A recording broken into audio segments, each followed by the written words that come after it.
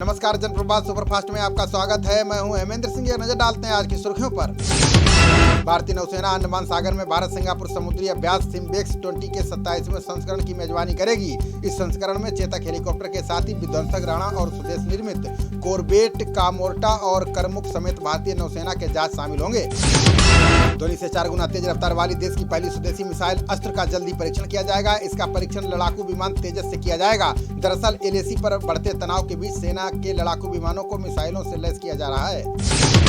केंद्र सरकार ने आयुर्वेद डॉक्टर बनने जा रहे छात्रों को तोहफा दिया है। अब आयुर्वेद चिकित्सक भी ऑपरेशन करने का प्रशिक्षण ले सकेंगे। सरकार ने इसके लिए अधिसूचना जारी कर दी है। अब डॉक्टर ट्यूमर, नाक और मोतियाबिंद का ऑपरेशन कर सकेंगे।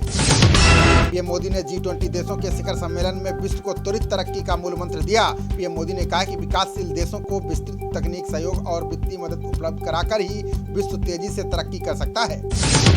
पीएम मोदी ने सभी देशों से जलवायु परिवर्तन के लिए एकीकृत, व्यापक और समग्र तरीके से लड़ने का आह्वान किया। साथ ही पीएम मोदी ने भारत के लिए 2030 तक 2.6 करोड़ हेक्टेयर बंजर जमीन को दोबारा खेती लायक उपजाऊ बनाने का लक्ष्य भी तय किया। चीन के राष्ट्रपति शी जिनपिंग ने G20 देशों से पेरिस समझौते के पूर्ण और प्रभावी कार्यान्वयन का आह्वान किया है। उन्होंने कहा कि G20 देशों को जलवायु परिवर्तन से निपटने के लिए आगे आकर नेतृत्व करना चाहिए, संयुक्त राष्ट्र के निर्देशों का पालन करना चाहिए। बिहार की 17वीं विधानसभा का पहला सत्र आज से आरंभ हो गया है। 5 दिवसीय यह सत्र 27 नवंबर को समाप्त होगा। इस सत्र की समाप्ति के बाद मंत्रिमंडल विस्तार होने की भी पूरी संभावना है, जिसमें 17-18 सदस्यों को मंत्री पद की शपथ दिलवाई जा सकती है। पीएम मोदी देव दीपावली पर वाराणसी प्रयागराज 6 लेन परियोजना की सौगात देंगे। 30 नवंबर को पीएम मोदी वाराणसी पहुंचेंगे, जहां वे जनसभा कर परियोजना का लोकार्पण करेंगे। इसके बाद सरनाथ में लाइट एंड साउंड शो देखने के बाद गंगा घाटों पर दीपोत्सव में भी शामिल होंगे। राहुल गांधी ने कोरोना महामारी से निपटने के लिए लॉकडाउन को लेकर केंद्र सरकार पर निशाना साधा। उन्होंने आरोप लगाया कि सरकार ने लाखों लोगों को गरीबी में धकेल दिया, लोगों के स्वास्थ्य को खतरे में डाल दिया और छात्रों के भविष्य से समझौता किया गया। दुनिया भर के सर्वश्रेष्ठ शहरों की सूची में दिल्ली को 62वां स्थान मिला है। इसके लिए सीएम केजरीवाल ने जनता को बधाई दी है। उन्होंने कहा कि राष्ट्रीय राजधानी में हो रहे सकारात्मक बदलावों को दुनिया देख रही है। दिल्ली वालों ने कड़ी मेहनत करके ऐसा कर दिखाया। भाजपा आगामी विधानसभा चुनाव और लोकसभा चुनावों की तैयारी में जुट गई है। बीजेपी अध्यक्ष जेपी नड्डा अगले 120 दिनों में देश के हर एक राज्य का दौरा करेंगे। यात्रा की शुरुआत उत्तराखंड से होने वाली है। इस यात्रा के दौरान नड्डा सभी राज्यों में रुकेंगे और गठबंधन को मजबूत करेंगे। भारत में कोरोना के कुल मामले 91,40,000 से ज्यादा हो गए। इनमें से अभी तक 1,33,738 लोगों की जान जा चुकी है। देश में पिछले 24 घंटे में कोरोना के 44,059 नए मामले सामने आए। वहीं 511 लोग कोरोना से जिंदगी की जंग हार गए। दुनिया भर में कोरोना संक्रमितों का आंकड़ा 5 करोड़ 80 लाख के पार पहुंच गया, जबकि अब तक 13,79,000 से अधिक लोगों की जान जा चुकी है। दुनिया भर में दर्ज कोरोना के कुल मामलों में से लगभग 48% मामले अमेरिका, भारत और ब्राजील के हैं। पश्चिमी दिल्ली के 2 बाजारों को कोरोना नियमों का उल्लंघन करने पर 30 नवंबर तक सील कर दिया गया। हालांकि एक दिन बाद ही आदेश वापस ले लिया गया। स्थानीय प्रशासन ने बताया कि नागलोई स्थित जनता मार्केट और पंजाबी बस्ती बाजार में सामाजिक दूरी का पालन नहीं किया जा रहा था। दुनिया भर में कोरोना महामारी को लेकर मचे कोहराम के बीच अमेरिका से अच्छी खबर आई है। अमेरिका में जल्द ही टीकाकरण कार्यक्रम शुरू हो सकता है। व्हाइट हाउस ने बताया है कि देश में 11 या 12 दिसंबर से कोविड-19 वैक्सीन लगाने का काम शुरू हो सकता है। मध्य प्रदेश में गौवंश की सुरक्षा और संवर्धन के लिए सीएम शिवराज ने बैठक की। इसमें पशुओं से जुड़े विभागों के मंत्रियों ने हिस्सा लिया। सीएम ने कहा कि हमारी सरकार ने गायों के लिए देश का पहला निकाय बनाया है। इससे पशुपालन को बढ़ावा देने के लिए गौवंश पर फोकस होगा।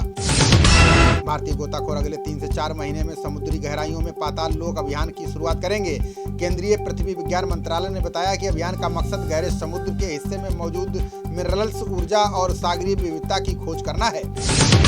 पहाड़ों पर हो रही बर्फबारी के चलते नवंबर में ही राजधानी दिल्ली में सर्दी के रिकॉर्ड टूट रहे हैं। मौसम विभाग के अनुसार रविवार को दिल्ली का न्यूनतम तापमान 6.9 डिग्री सेल्सियस दर्ज किया गया, जो पिछले 17 सालों में 22 नवंबर को सबसे कम रहा। देश की पहली कारपोरेट ट्रेन तेजस का संचालन आज से अगले आदेश तक बंद होने जा रहा है। सीटें खाली रहने से रोजाना करीब 9 लाख का घाटा हो रहा है। तेजस को चलाने के एवज में रेलवे को रोजाना 13 लाख का भुगतान करना पड़ता है। इसी के चलते ये कदम उठाया गया है। मुख्यमंत्री जयराम ठाकुर की अध्यक्षता में हिमाचल कैबिनेट की आज अहम बैठक हो रही है, जिसमें कोरोना वायरस के बढ़ते मामलों के चलते सरकार कई बंदिशें लगाने की तैयारी में है। नाइट कर्फ्यू और जिले की सीमाओं में लोगों की आवाजाही में सख्ती की तैयारी है। दिल्ली बवाल मामले में गिरफ्तार जेएनयू के छात्र उमर खालिद और शर्जील इमाम की न्यायिक हिरासत आज पूरी हो रही है। इन दोनों को आज वीडियो कॉन्फ्रेंसिंग के जरिए अदालत के समक्ष पेश किया जाएगा। इस बीच पुलिस ने 3 लोगों के खिलाफ आरोप पत्र दाखिल किया है। कॉमेडियन भारती सिंह और उनके पति हर्ष की जमानत याचिका पर आज मुंबई की अदालत सुनवाई करेगी। आपको बता दें कि दोनों ड्रग से संबंधित मामलों में 4 दिसंबर तक न्यायिक हिरासत में हैं। एनसीबी ने भारती के घर से गांजा बरामद करने के बाद उन्हें गिरफ्तार किया था। प्रयागराज में राष्ट्रीय स्वयंसेवक संघ के 2 दिवसीय बैठक में सीएम योगी भी शामिल हुए। इस दौरान सीएम योगी ने संघ प्रमुख मोहन भागवत और सह संघ प्रमुख सुरेश भैया जी से मुलाकात की। बताया जा रहा है कि इस दौरान श्री राम मंदिर और लव जिहाद जैसे कई मामलों पर चर्चा हुई। केंद्र सरकार जीएसटी रजिस्ट्रेशन में होने वाले फर्जीवाड़े को रोकने के लिए जल्द ही सख्त कदम उठा सकती है। अधिकारियों ने फर्जी कंपनियों के इनपुट क्रेडिट टैक्स के दावों पर लगाम लगाने के लिए कई सुझाव दिए हैं, जिसमें बायोमेट्रिक के इस्तेमाल से रजिस्ट्रेशन का सुझाव शामिल है। देश में digital payment platform UPI users के डेटा की सुरक्षा पर उठ रहे सवालों पर आज सुप्रीम कोर्ट में अहम सुनवाई होगी। राज्यसभा सांसद विनय विश्वम ने इसको लेकर जनहित याचिका दायर की है। सांसद की याचिका में यूपीआई डेटा को असुरक्षित बताया गया है। जम्मू कश्मीर के सांबा में एलओसी पर 150 मीटर लंबी सुरंग मिली है। इस पर रेत की बोरियां रखी गई थी। बोरियों पर पाकिस्तान की सील लगी थी। सेना के अधिकारी ने बताया कि इसी सुरंग के जरिए ही नगरोटा के एनकाउंटर में शामिल दहशतगर्द भारत में घुसे थे। बिहार के पूर्व शिक्षा मंत्री और सीएम नीतीश के करीबी मेवालाल चौधरी की मुश्किलें बढ़ सकती हैं। कुलपति डॉक्टर ए.के. सिंह ने मेवालाल से जुड़े भ्रष्टाचार के मामले में राज्यपाल को पत्र लिखा है। इसमें राज्यपाल फागू चौहान से मेवालाल पर आगे की कार्रवाई के लिए राय मांगी है। बिहार के शिक्षा मंत्री अशोक चौधरी ने प्राथमिक और माध्यमिक स्कूलों के खोलने पर बड़ा ऐलान किया है। मंत्री ने कहा कि बढ़ते कोरोना के चलते अभी स्कूल नहीं खोले जा सकते हैं। साथ ही पढ़ाई के लिए बच्चों की जिंदगी को खतरे में नहीं डाला जा सकता है। ये मोदी रक्षा मंत्री राजनाथ सिंह और राहुल गांधी ने असम के पूर्व सीएम तरुण गोगोई के स्वास्थ्य के बारे में जानकारी ली। गोगोई को वेंटिलेटर पर रखा गया है। बता दें कि गोगोई की तबीयत अचानक बिगड़ गई। उनके कई अंगों ने काम करना बंद कर दिया था।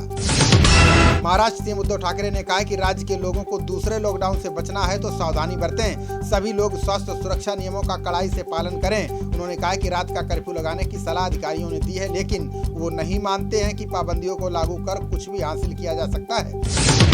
भाजपा नेता गिरिराज सिंह ने तुष्टीकरण के रवैये को खत्म करने की आवश्यकता पर जोर दिया है। गिरिराज सिंह ने बताया कि दहशतगर्द और धर्म परिवर्तन जैसे जहर का मूल कारण तुष्टीकरण है। केंद्रीय मंत्री ने कहा कि हमें इसकी जड़ को खत्म करने की जरूरत है।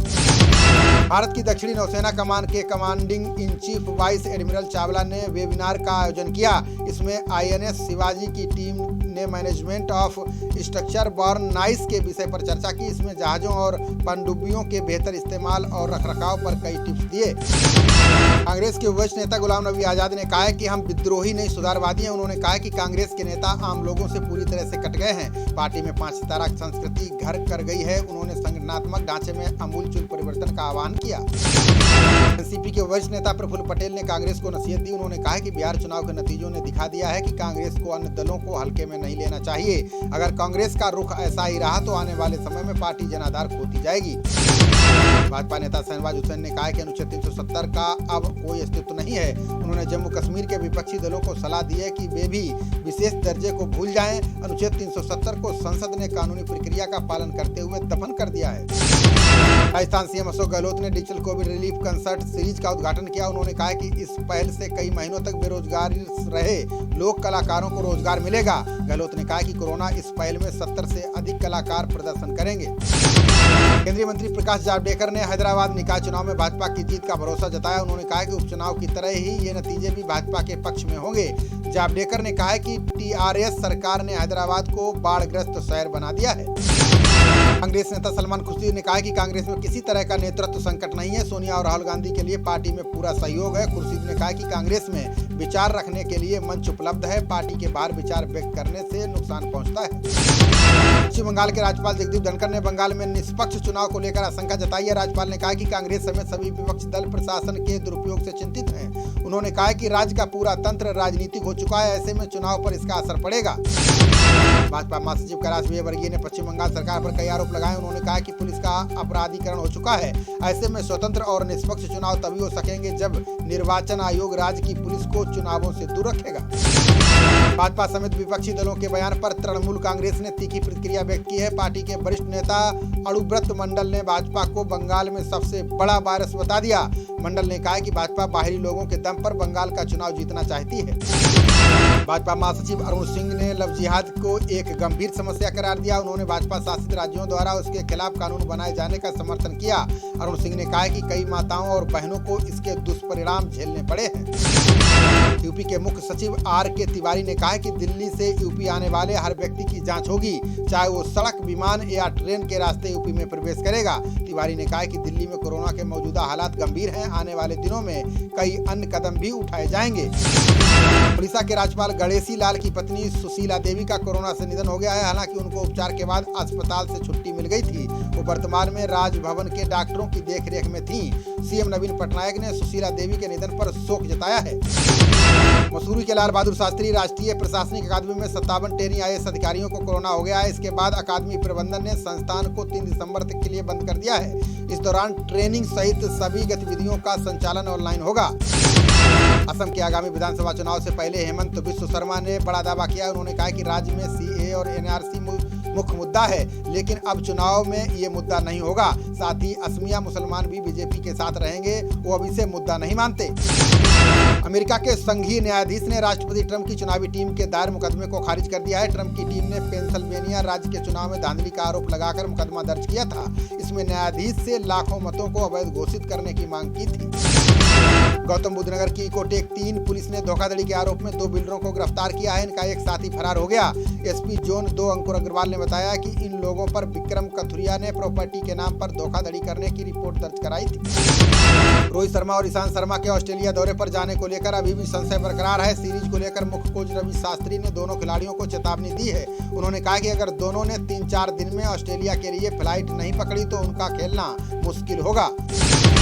टीम इंडिया के पूर्व तेज गेंदबाज श्रीसंत 7 साल के प्रतिबंध के बाद फिर से मैदान पर लौटने के लिए तैयार हैं। वो केरल क्रिकेट एसोसिएशन द्वारा आयोजित होने वाले प्रेसिडेंट T20 कप में वापसी करेंगे। श्रीसंत को 2013 में IPL में स्पॉट फिक्सिंग के आरोप में प्रतिबंधित किया गया था। खबरों का सिलसिला जारी रहेगा। देखते रहिए जनप्रवाद। नमस्कार।